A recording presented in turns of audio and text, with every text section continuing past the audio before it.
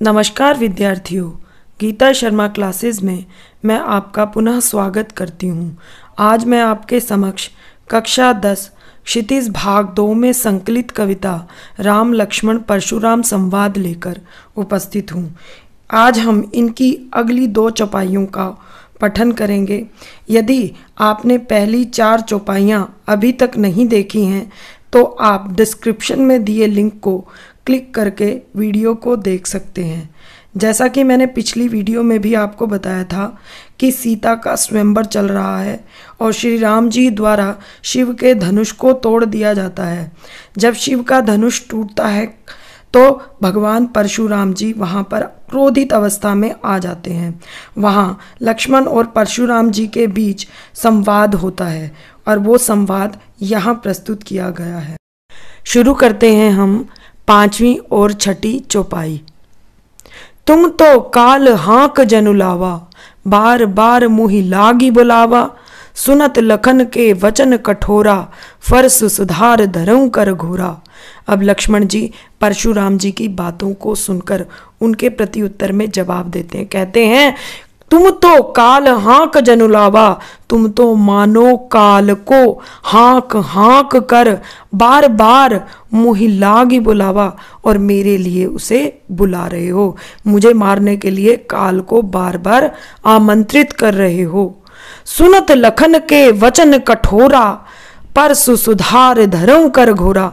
जब लक्ष्मण जी के वचनों को सुनते हैं, जब परशुराम जी लक्ष्मण जी के कठोर वचनों को सुनते हैं तो वो क्या करते हैं, फर्स सुधारू, तो वो अपने फरसे को सुधार कर धरऊं कर घोरा, कर मतलब अपने हाथों में, वो घनघोर फरसे को सुधार कर अपने हाथों में ले लेते हैं। अब जनि दे दोष मोहि लोगु, कटुबादी बालक बद जोगू जोगू, बाल विलो की बहुत मैं बाँचा, अब यही मर निहार भा साँचा। अब जनि दे दोष मोहि लोगू, अब इस सभा में जितने भी लोग बैठे हैं ना, अब उस सभा के लोग मुझे किसी भी प्रकार का कोई दोष मत देना।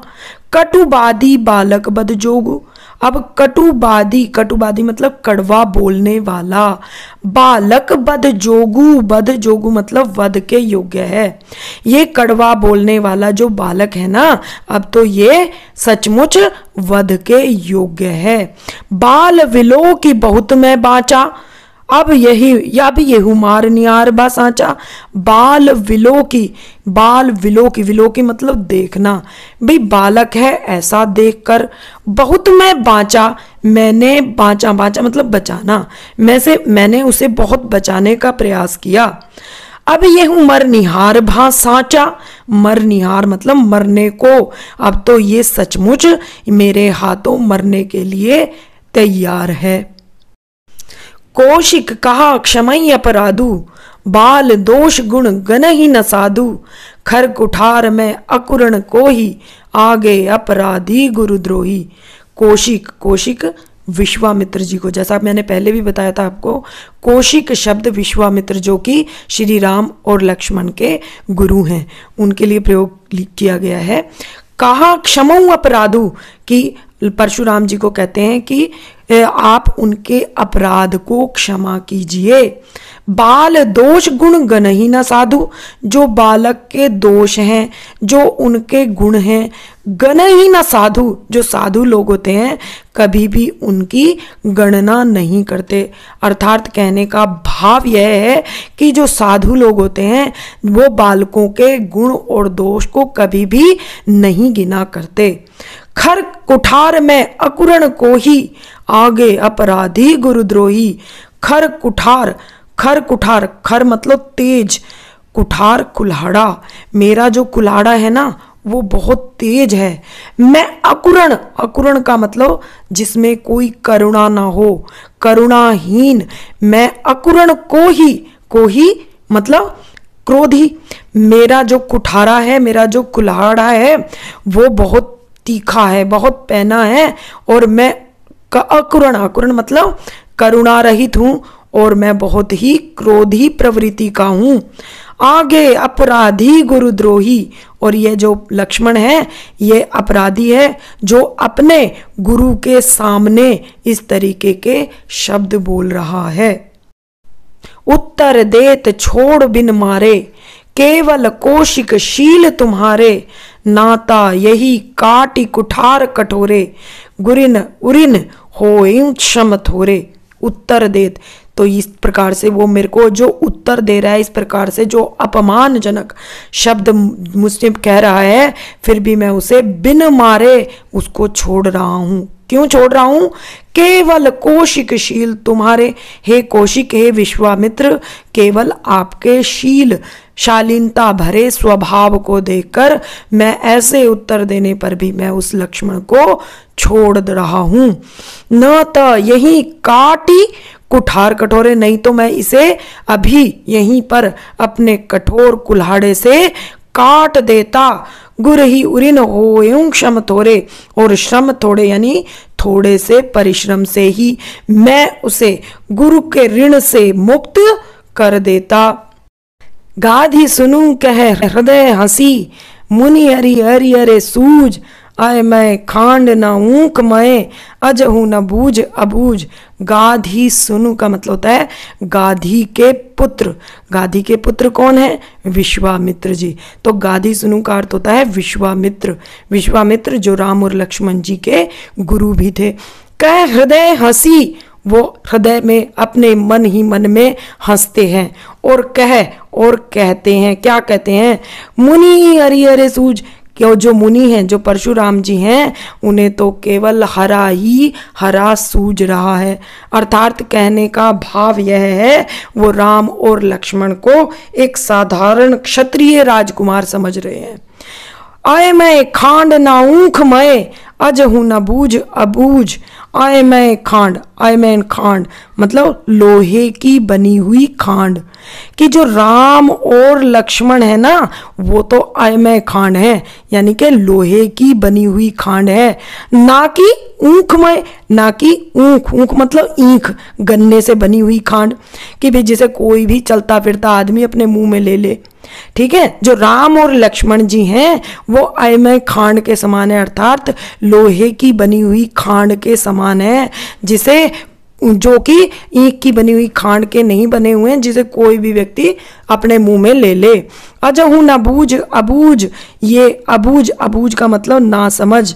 अब यहाँ अबूझ मतलब परशुराम जी को कहा गया है कि ये ना समझ, इस बात को नहीं समझ पा रहे हैं। अब छठी चौपाई शुरू करते हैं। कहूँ लखन मुनि शील तुम्हारा, को नहीं जान विदित संसारा, मात पितई उ ऋण भय नीके, गुर ऋनु रहा सोच बड़ जी के। कहूँ लखन, कहूँ लखन मतलब अब परशुराम जी की बातों को सुनने के पश्चात अब लक्ष्मण जी कहते हैं, सुनी मुनि शील तुम्हारा। अब लक्ष्मण जी कहते हैं, हे मुनि, आपके शील स्वभाव को नहीं जान विदित संसारा, इस संसार में कौन नहीं जानता। कि भाई जो आपका जो शील स्वभाव है, जो आपका शील व्यवहार है, इस संसार में कौन नहीं जानता। मात पिता ही उ ऋण भय नीके, गुर ऋनु रहा सोच बड़ जी के। अब तुम तो पहले से ही माता पिता के उऋण, उऋण मतलब ऋण से, भय नीके मुक्त हो चुके हो। तुम तो पहले से ही माता पिता के ऋण से पहले से ही मुक्त हो चुके हो। गुरु ऋण रहा सोच बड़ जी के, अब तो तुम गुरु के ऋण से मुक्त होने के बारे में सोच रहे हो। सो जनु हमरे माथे काड़ा, दिन चली गए ब्याज बड़बाड़ा, अब आने ये व्यवहार ये बोली, तुरंत देह में थैली खोली। जो जनु हमरे माथे काड़ा, अब जिसको तुम हमारे माथे काटना चाहते हो, यानी कि तुम माता पिता के ऋण से तो पहले ही मुक्त हो चुके हो, अब गुरु के ऋण से मुक्त होना चाहते हो, और जिसे तुम मेरे ही माथे यानी कि हमारे ही माथे मरना चाहते हो। दिन चली गए ब्याज बड़बाड़ा, बहुत दिन बीत चुके हैं, अब तो मानो उस पर से ब्याज भी बहुत बढ़ गया हो। अब आनिए व्यवहारे बोली, तुरत देव में थैली खोली। कि भाई आप तो अब कोई व्यवहार करने वाला ऐसा व्यक्ति ले आओ जो आपके जो ब्याज की गणना कर दे। तुरंत देव में थैली खोली, और आपको पैसे देने की आवश्यकता नहीं है, मैं अपनी पैसों की थैली खोलूंगा और उस व्यवहार करने वाले व्यक्ति को मैं वो अपनी तरफ से पैसे दे दूंगा। सुनी कटु बचन कुठार सुधारा, हाय हाय सब सभा पुकारा। भृगुबर परसु दिखावहु मोही, विप्र विचार बचो नृपद्रोही। सुनी कटु बचन कुठार सुधारा, जब परशुराम जी उस लक्ष्मण जी के कटु वचनों को सुनते हैं, तो कटु वचनों को यानी कि कड़वे वचनों को सुनने के पश्चात वो अपने कुठार सुधारा यानी अपने जो फरसा था, अपना जो कुल्हाड़ा था, उसको सुधार लेते हैं। सुधारने का मतलब है उसको अपने हाथों में ले लेते हैं। हाय हाय सब सभा पुकारा, और जितने भी सभा में उपस्थित लोग होते हैं उनके क्रोधी स्वभाव को देखकर, उनके हाथों में कुल्हाड़े को देखकर सभा के सभी लोग हाय हाय करके पुकारने लगते हैं। भृगुबर परसु दिखा बहु मोही, विप्र विचारी बचो नृपद्रोही। अब लक्ष्मण जी परशुराम जी को कहते हैं, भृगुबर परसु दिखा बहु, दिखा बहु का मतलब होता है बहुत बार दिखाना, मोही मतलब मुझे। हे परशुराम जी, आपने मुझे बहुत बार अपने फरसे को दिखाया है। विप्र विचारी, विप्र मतलब ब्राह्मण, विचारी मतलब विचार करना। बचो नृप द्रोही, नृप मतलब राजा, द्रोही का मतलब होता है शत्रु, राजाओं का शत्रु। अब जो परशुराम जी थे वो राजाओं के, क्षत्रियों के सबसे बड़े दुश्मन थे, सबसे बड़े शत्रु थे। विप्र विचारी कि भी मैं आपको ब्राह्मण समझकर, ऐसा विचार करके राजाओं के शत्रु मैं आपको अभी तक मैं बचा रहा था। मिले न कबहु सुभट रण गाड़े, द्विज देवता घर ही के बाड़े। अनुचित कही सब लोग पुकारे, रघुपति सह नहीं लखन निवारे। मिलहि न कहो कबहो सुभट रण गाड़े, आपको आज तक कभी भी सुभट, सुभट का अर्थ होता है महान योद्धा, रण मतलब रणभूमि में, रण क्षेत्र में आज तक आपको कभी भी कोई महान योद्धा नहीं मिला है। द्विज देवता, द्विज का मतलब होता है ब्राह्मण, देवता मतलब भगवान, जो ब्राह्मण हैं और देवता हैं। घर ही के बाड़े, बाड़े मतलब शोभा देना, जो ब्राह्मण हैं और जो देवता हैं वो घर में ही शोभा पाते हैं। अनुचित कहे सब लोग पुकारे, रघुपति सह नहीं लखन निवारे। अब सभा में जितने भी उपस्थित लोग होते हैं अब लक्ष्मण जी की बात को सुनकर कहते हैं कि भाई लक्ष्मण जी तो अब अनुचित कही सब लोग पुकारे, कि भी सब लोग पुकार पुकार कर कहने लगते हैं कि अब तो लक्ष्मण जी अनुचित अनुचित शब्दों का प्रयोग कर रहे हैं। तब अनुचित शब्दों का प्रयोग कर रहे थे, जब सभा के सभी लोग पुकार रहे होते हैं तब क्या करते हैं राम जी, रघुपति सह नहीं लखन निवारे। तब राम जी, श्री रामचंद्र जी अपनी नयनों के इशारे से लखनऊ, लखनऊ का मतलब लक्ष्मण जी को निवारे, रे निवारे का मतलब मना कर देना, उनको हटा देना। तो वो परशुराम जी से इस तरीके से व्यवहार करने से मना कर देते हैं। लखन उत्तर आहुति, सरिस भृगुबर कोप कृशानु। बढ़त देख जल सम बचन, बोले रघुकुल भानु।